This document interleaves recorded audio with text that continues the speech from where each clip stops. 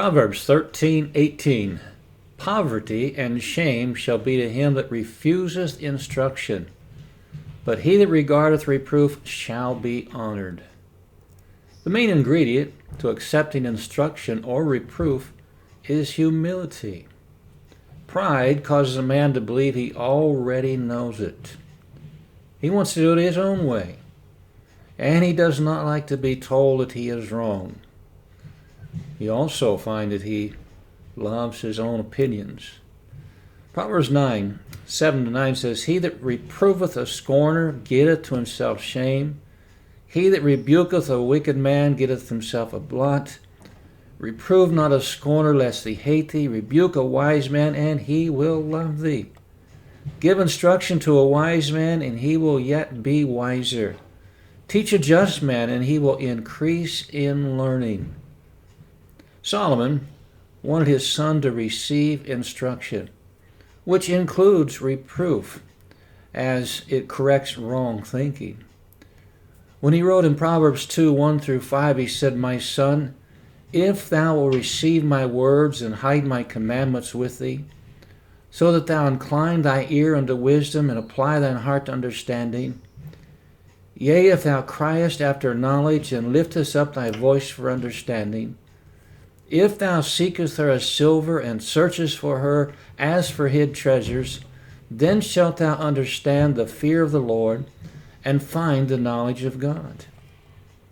You realize we arrive in this world knowing nothing. Our heart and motives, they've been twisted by our inheritance from our fathers. Without instruction, we will be filled, as this world is, with ignorance, superstition, and tradition. We need help, or we will fall prey to profane ideas, enticements, and inactions.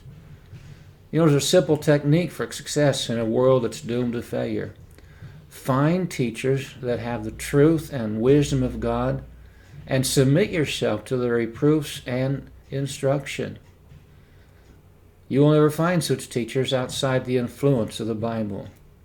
There is no light or understanding in any other place. Isaiah 8:20 says, To the law and to the testimony, if they speak not according to this word, it is because there is no light in them. Let's repeat that. To the law and to the testimony. If they speak not according to this word, it's because there's no light in them. Education must start with the fear of the Lord.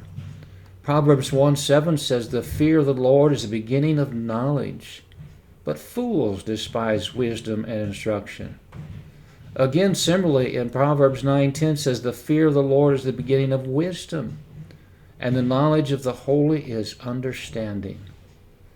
As education has secularized, man has become more carnal and has foolish presumptions. Even many Christians have put aside God's word for that which soothes their itching ears.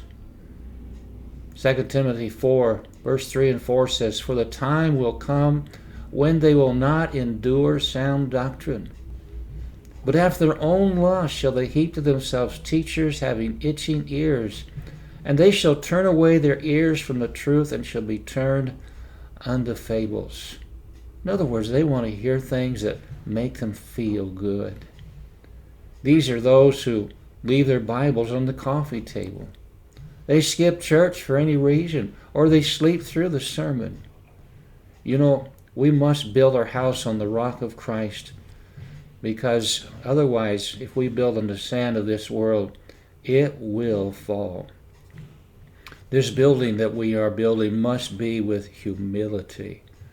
In Isaiah 66:2 it says, For all those things hath mine hand made, and all those things have been, saith the Lord. To this man will I look, even to him that is poor and of a contrite spirit, and trembleth at my word. Examine yourself in the light of this proverb. If you hear instruction and forget it before applying it to your life, you're a fool. If you are heading for certain poverty and shame. If you hear correction and resent it, you're a scorner. You're heading for certain poverty and shame even faster. Wisdom is submitting to reproofs and accepting instruction, for that is the means of learning and growth. God and all good men will honor such a man.